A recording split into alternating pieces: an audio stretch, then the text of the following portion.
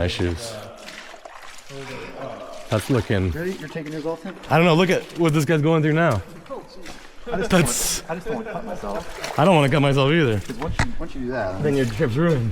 yeah, you get an infection. That's why I'm like, This edge is look at alright. this shit. Oh, we should record this. I am recording. Let me get Justin to record. Let me record Justin.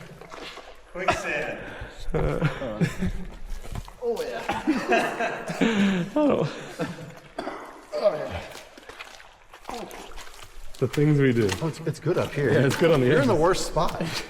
Yeah, it's probably better up high here where it's drier. It's not like this the whole way. People pay good money for this kind of mud spa treatment.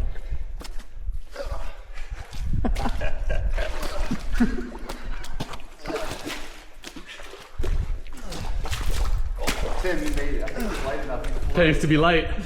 I don't know if I'm gonna make it. I'm a little heavier. Let's So see. this area right here was underwater like a week ago, and that's why it's so silty. I mean, it's crazy. I guess when we were here 5-6 years ago, It almost got it you. was 40 feet up. Yeah, exactly. Oh, so you've been in this canyon? I don't know if we were in this exact one. Yeah. You can't yeah. tell for sure, but So here, an interesting thing, this silt that you see is because it was once flooded.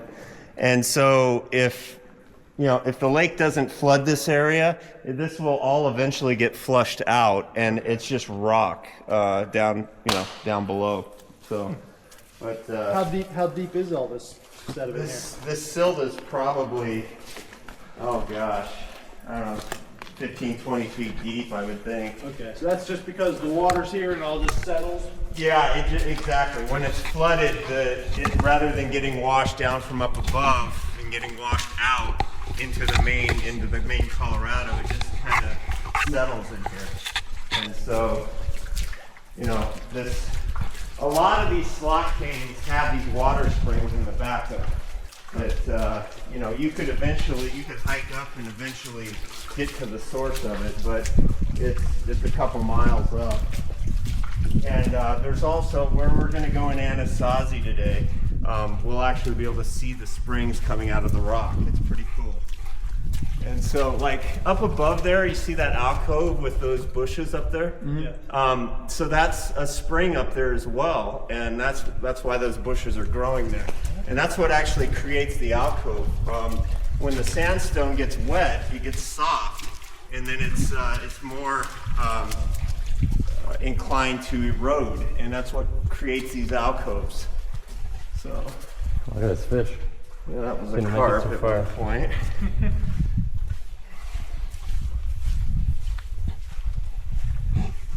Man, it's so quiet here.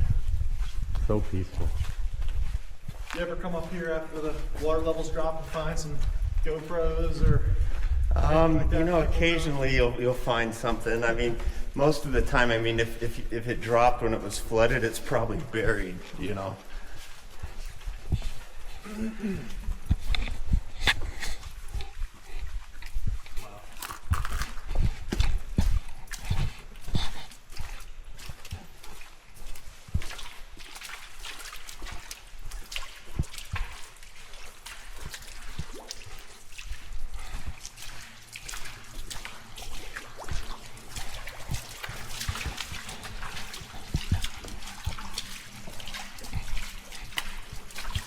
Are these canyons susceptible to flash floods?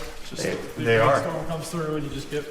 They can flash flood, and so you got to kind of keep an eye out. The tricky thing about it is that on some of these canyons, they go so far that it could be raining 40 miles away, and all of a sudden just a flash flood comes down through, and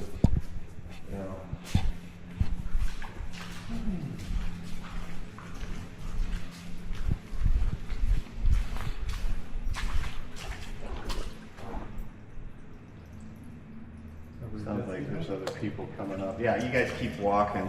I'm gonna just go Check pick the our speed. stuff. Yeah. Yeah, it's about another 100 yards. Probably should have taken my passport with me. you doesn't ski. Yeah. I'm not even taking anything down here. Should have brought a Toronto PWC sticker. Like slapped on the rock. Slapped on the rock. People would hate that. They get hate now.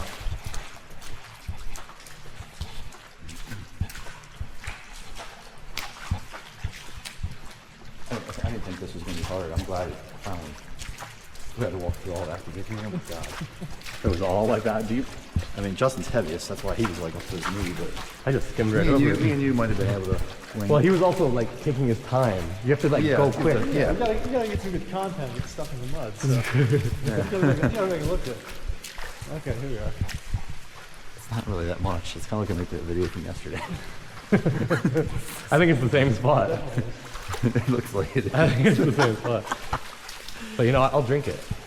I don't know. No? I mean, He said we could drink it. that's what he says. He said coming here barefoot too. You did come in here for us. Good for that.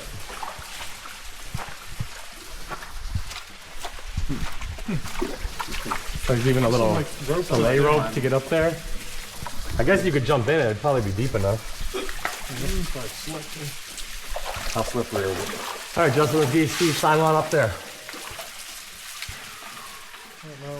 I don't think that's really going to be too reachable. Pretty cool though. It'd be cool to get up there. I don't know. It's like somebody tried here. It's like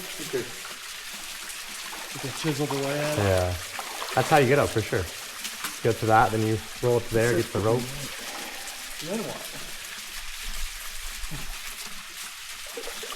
I mean, we could probably do it if we were like, you know, put our hands out and like lift each other up, but like, bring the Seadoo ropes and like, we'll. Gonna go for a swim? It's actually not that bad. It's just that, I don't know if I'm getting wet right now. I'm trying to dry off and it's splashing me. Right? I told him we want to jump off some cliffs later. Did you? Gotta take a piss. I do too. I'm in like, I'm gonna piss right here. We'll make me piss. We're gonna be stepping there the whole way down.